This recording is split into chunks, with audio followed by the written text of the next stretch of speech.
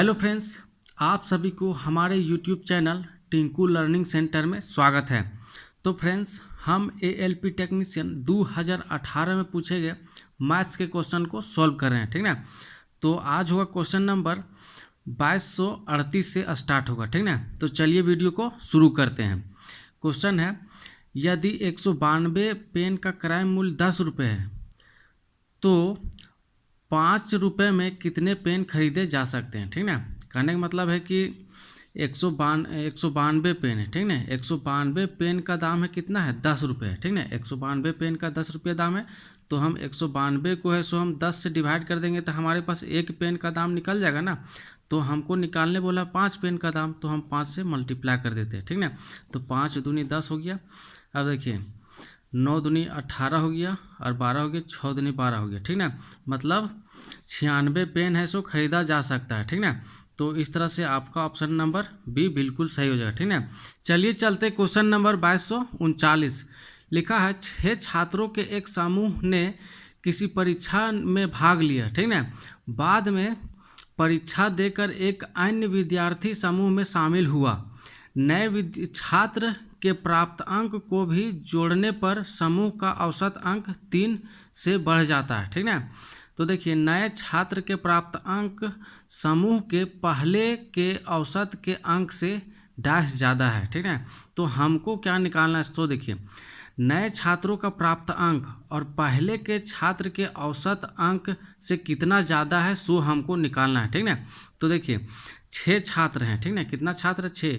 अब 6 छात्रों का औसत हम मान लेते हैं x, ठीक ना। तो x मान लेते हैं तो टोटल अंक हो जाएगा ये, ठीक ना। उसके बाद बोला है कि एक नया विद्यार्थी आ जाता है, ठीक ना। नया विद्यार्थी आ जाता है जिसका हम प्राप्त अंक ले लेते हैं, y ले लेते हैं, ठीक ना। y ले लेते हैं ना। ये औसत क्या है, अंक है। अंक और औसत का ही हमको पूछा है कि कितना ज़्यादा है और कितना कम है, ठीक ना। तो हम इसी औसत और अंक का ही हमको रेशियो निकालने बोला है, ठीक ना। तो देखिए अब क्या हुआ, सो देखिए पहले तो 6 विद्यार्थी थे, अब एक नया विद्यार्थी आया था ना जिसका प्राप्तांक y है, तो अब 6 था तो अब कितना हो जाएगा, 7 हो जाएगा। अब 7 है जिसके कारण है क्या है कि इसका जो औसत अंक है सो 3 बढ़ जाता है। औसत अंक पहले कितना था, x था, तो अब x + 3 हो जाएगा, ठीक ना, समझे।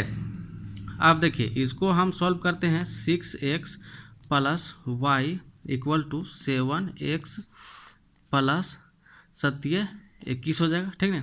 जब ये इधर आएगा, ठीक ना, जब ये इधर आएगा तो हो जाएगा आपका क्या, माइनस का x हो जाएगा, ठीक ना। माइनस का x हो जाएगा प्लस y = 21 हो जाएगा। अब देखिए इसको y - x = 21 का हो जाएगा, ठीक ना। अब आपको यही चीज़ आपको निकालने बोला था, ठीक ना, कि जो प्राप्तांक नए छात्र का जो प्राप्तांक है और पहले का औसत का है सो कितना ज़्यादा है। तो देखिए 21 ज़्यादा है ना, 21 ज़्यादा है ना। इस तरह से आपका ऑप्शन नंबर सी बिल्कुल सही हो जाएगा, समझे। ये है सो नए छात्र का प्राप्तांक है और औसत है ये पहले का, ठीक ना। यही दोनों का डिफरेंस हमको निकालने बोला था, ठीक ना। तो डिफरेंस कितना है, 21 है, ठीक ना। इस तरह से आपका ऑप्शन नंबर सी बिल्कुल सही हो जाएगा, समझे। चलिए चलते क्वेश्चन नंबर 2240। लिखा हुआ है, यदि किसी घन के किनारों को 2 सेंटीमीटर बढ़ा दिया जाए तो उसका आयतन 448 सेंटीमीटर स्क्वायर बढ़ जाता है, ठीक ना। तो इस स्थिति में घन के प्रत्येक किनारों की लंबाई क्या होगी, ठीक ना। जैसे ये घन है, ठीक ना, ये घन है। घन मतलब जिसका सभी भुजा है सो बराबर रहेगा, ठीक ना। लेंथ, ब्रेथ और हाइट तीनों बराबर रहेगा, ठीक ना। इस तरह से है। अब है क्या है, बोलता है कि प्रत्येक किनारे में है सो 2-2 सेंटीमीटर बढ़ा दिया जाता है, ठीक ना। बढ़ा दिया जाता है तो मतलब कुछ बड़ा बनेगा, ठीक ना। ये हो गया। अब यही घन है सो बड़ा हो गया, ठीक ना। तो बोला है कि प्रत्येक किनारों के लंबाई क्या होगा, ठीक ना। जैसे घन का क्यूब हमारे पास क्या होता है, ए क्यू होता है। अब देखिए ए क्यू है, अब इसमें प्रत्येक किनारे पर है सो 2 सेंटीमीटर बढ़ा दिया जाता है। तो अब क्या होगा, इसका a + 2 का क्यू हो जाएगा, समझे। अब देखिए अब ये दोनों का डिफरेंस हमको दिया हुआ है, a + 2 का क्यू माइनस a का क्यू = हमको दिया है डिफरेंस 448 दिया हुआ, ठीक ना। तो देखिए अब हमको एक यहाँ आपको इसको आप सॉल्व नहीं कीजिए, ठीक ना, इसको चलिए ऑप्शन से चेक कर लेते हैं, ठीक ना, ऑप्शन से चेक कर लेते हैं।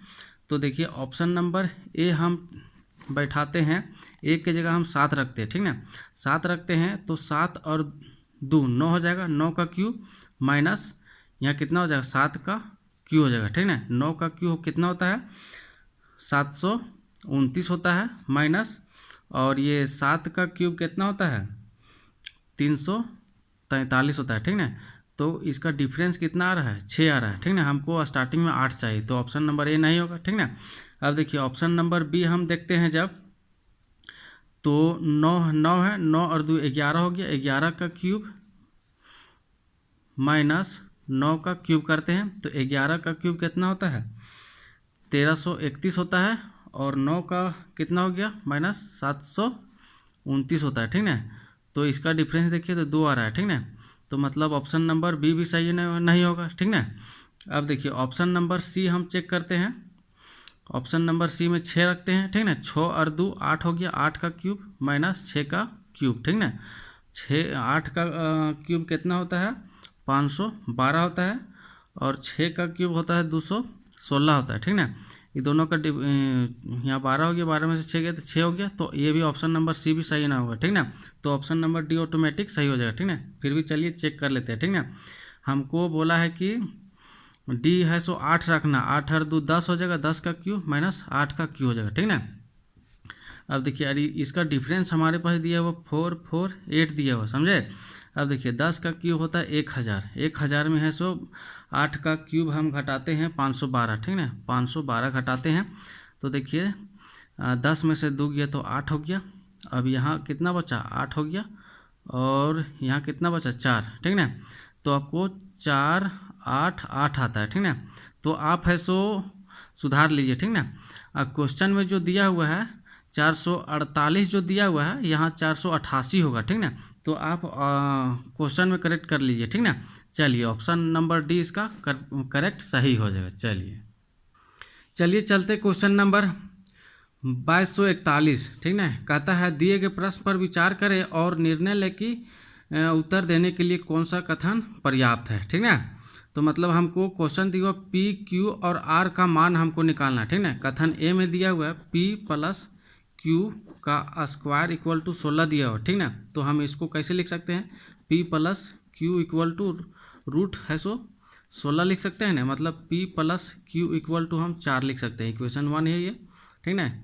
ये स्क्वायर को उधर कर देते हैं तो रूट हो जाता है ना। चलिए अब कथन 2 में हमको दिया हुआ है P minus Q equal to 4 दिया हुआ, ठीक ना, इक्वेशन 2 है, ठीक ना। चलिए इसको सॉल्व कर लेते हैं, ठीक ना।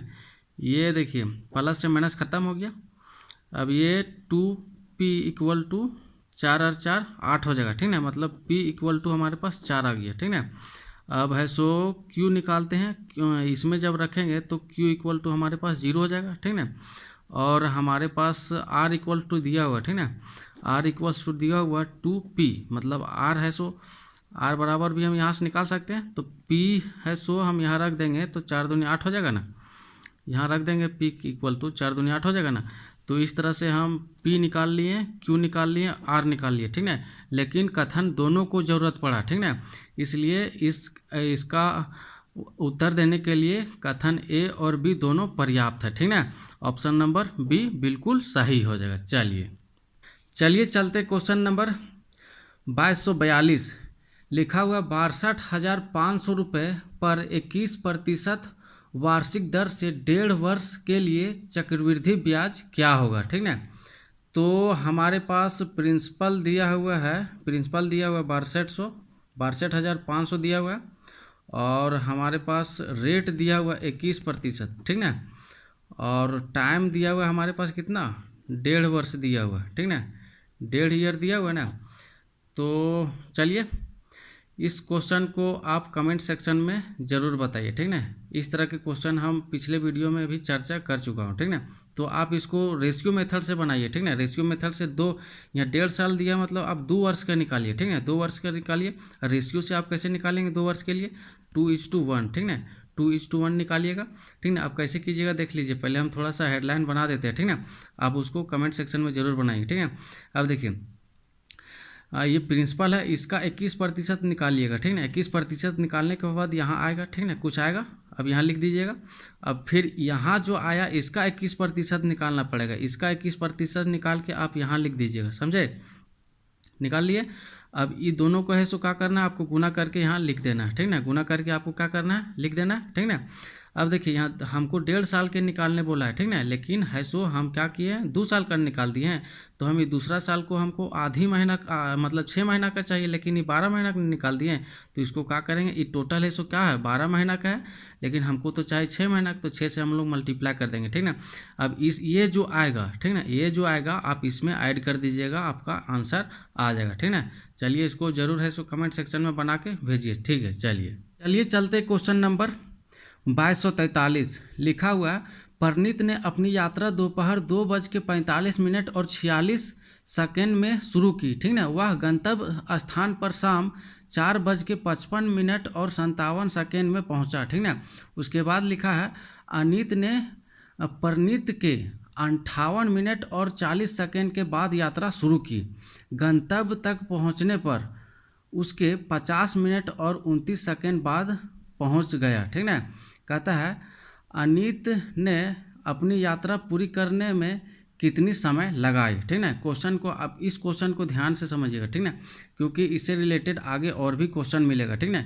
इसलिए इस कॉन्सेप्ट को आप यहीं समझ लीजिए, आपको आगे दिक्कत नहीं होगा, ठीक ना। देखिए मान लेते हम ए स्थान से बी स्थान जाना है, ठीक ना। पहले यात्रा है सो परनीत है सो शुरू करता है, ठीक ना। परनीत है सो शुरू करता है, ठीक ना। परनीत शुरू करता है कब, परनीत शुरू कब करता है, 2:45 और 46 से स्टार्ट करता है। और बी मतलब गंतव्य स्थान तक पहुंचने में है सो 4:55 और 57 में है सो पहुंच जाता है, ठीक ना। अब देखिए यहाँ से यहाँ तक है सो परनीत को लगा, उसके बाद है सो अनीत चालू करता है, ठीक ना। क्या कौन है सो, अनीत, ठीक ना। उसके बाद अनीत स्टार्ट करता है, अनीत। अब देखिए अनीत है सो इसके कब स्टार्ट किया था, 2:45 और 46 में स्टार्ट किया था, लेकिन अनीत कब स्टार्ट किया, इसके 58 और 40 बाद, 58 और 40 बाद स्टार्ट किया। तो हम ऐसो 58 और 40 इसमें जोड़ेंगे तब ना इसका प्रारंभ कब हुआ तो निकलेगा। तो इसमें है सो 58 और है सो 40 जोड़ देते हैं, तो हमको पता चलेगा कि अनीत है सो कब से शुरू किया चलना, ठीक ना। तो चलिए जोड़ देते हैं, 6 हो गया और ये 8 हो जाएगा। अब ये 8 5 13 हो जाएगा, 5 5 ये हो जाएगा 10 हो जाएगा। अब देखिए 2 हो गया, ठीक ना। अब देखिए यहीं से आप लोग को समझना है, ठीक ना। अब देखिए हमको तो यहाँ 60 सेकेंड होता है, 60 सेकेंड होता है ना, लेकिन यह 86 है, ठीक ना। तो 60 सेकेंड है सो इसमें घटा देते हैं, 60 सेकेंड घटा देंगे और इसमें 1 मिनट ऐड हो जाएगा, ठीक ना। इसमें जब 60 सेकेंड घटाएंगे तो इधर आएगा तो मिनट में हो जाएगा ना, तो 1 मिनट इधर जुट जाएगा, ठीक ना। तो 60 सेकेंड घटाएंगे तो इधर 6 हो जाएगा और ये 26 सेकेंड बच जाएगा, ठीक ना। अब 60 जब इधर घटाएं तो 1 मिनट इधर ऐड हो जाएगा, ठीक ना। ऐड हो गया तो 104 मिनट हो जाएगा इधर, समझे। अब इसमें है सो 60 मिनट घटाएंगे, 60 मिनट घटाएंगे तो 60 मिनट 60 मिनट घटाएंगे तो इधर 1 ऐड हो जाएगा, मतलब इधर 1 घंटा हम उसको एक्स्ट्रा जोड़ना पड़ जाएगा, ठीक ना। तो इधर कितना बचा, 4 बचा और ये 44 है सो बचा, और इधर कितना हो गया 3, मतलब है सो अनीत है सो कब स्टार्ट किया, 3:44 और 26 में है सो स्टार्ट किया, कितना 3:44 और 26 में है सो ये है सो स्टार्ट किया, समझे। अब देखिए अब फिर अगला क्वेश्चन पूछा है कि है सो अनीत है न, अनीत है सो परनीत के पहुंचने के, ठीक ना, 50 मिनट और 29 सेकेंड बाद पहुंचता है, ठीक ना। तो इसमें है सो 50 मिनट और 29 सेकेंड जोड़ देंगे, है ना, तब ना पता चलेगा कि है सो ये अनीत है सो कब पहुंचा, ठीक ना। तो इसमें हम 50 मिनट और 29 सेकेंड है सो ऐड कर देते हैं, ठीक ना, ऐड कर देते हैं, समझे। अब देखिए यहाँ कितना हो जाएगा, 16 हो जाएगा, और देखिए 6 और 2 8 हो जाएगा, पॉइंट हो जाएगा, यहाँ 5 और 5 10 और यहाँ 4 हो गया, ठीक ना। अब देखिए इसमें भी हम 60 सेकेंड है सो निकालेंगे तो इधर 1 मिनट ऐड हो जाएगा, ठीक ना। तो 60 सेकेंड घटाएंगे तो इधर कितना हो जाएगा, 26 हो जाएगा। तो इधर 1 ऐड हो गया, ठीक ना, 1 ऐड हो जाएगा ना, तो कितना हो जाएगा 106 हो जाएगा। जब इसमें हम 60 घटा देंगे तो इधर 1 घंटा ऐड हो जाएगा ना, 1 घंटा इधर ऐड कर देते हैं तो 5 घंटा हो जाएगा। अब इधर कितना मिनट बचा है, 6 और ये 4, 46, ठीक ना। तो मतलब है सो कब पहुंचा है, सो देखिए 5:46 और कितना 26 सेकेंड में पहुंचा है, ठीक ना। अनित है सो कब स्टार्ट किया है, अब देखिए अनित का स्टार्ट किया 3:44 और 26 सेकेंड में स्टार्ट किया और 5:46 और 26 मिनट में है सो पहुंच गया। तो क्वेश्चन पूछा है कि इसको पहुंचने में कितना समय लगा, ठीक ना, पहुंचने में कितना समय लगा। तो ये इसका स्टार्टिंग और इसको फाइनल है, तो घटा देंगे तो हमको पता चल जाएगा कि कितना घंटा लगा सो, ठीक ना। तो है सो 3 ये 44 और ये 26 घटा देंगे तो यहाँ 0 0 हो जाएगा।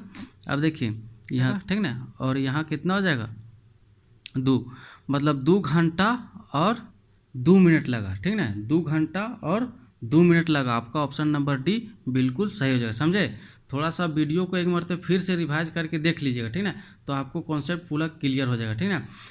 इससे रिलेटेड और भी आगे क्वेश्चन है, इसलिए आप इसको ध्यान से समझ लीजिए और रेलवे में और भी क्वेश्चन इससे पूछे जा सकते हैं, ठीक ना। चलिए चलते क्वेश्चन नंबर 2244, ठीक ना।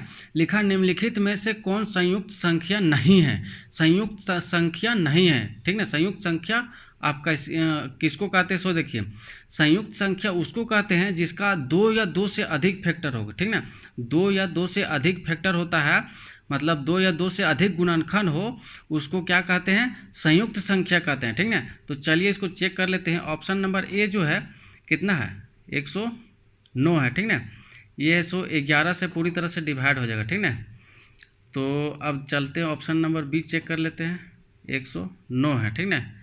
ये है 109 है, प्राइम नंबर है, ठीक ना। प्राइम नंबर है मतलब ये किसी से नहीं कटेगा, ठीक ना, इसलिए ऑप्शन नंबर बी आपको सही हो जाएगा, ठीक ना। और ऑप्शन नंबर सी तो देखिए 7 से कटता है, ऑप्शन नंबर डी भी 7 से कटता है, ठीक ना, इसलिए आपका ऑप्शन नंबर बी बिल्कुल सही हो जाएगा। तो संयुक्त संख्या किसको कहते हैं, जिसका फैक्टर 2 या 2 से अधिक हो उसको संयुक्त संख्या कहते हैं, ठीक ना। तो चलिए दोस्तों आज का वीडियो यहीं तक, ठीक ना। आपको हमारा वीडियो कैसा लगा ज़रूर कमेंट सेक्शन में बताइएगा और हमारे चैनल को सब्सक्राइब कीजिए, ठीक ना, और ऑल नोटिफिकेशन दबाइएगा, ठीक ना, ताकि टाइम टू टाइम मैसेज मिलता रहे। चलिए धन्यवाद।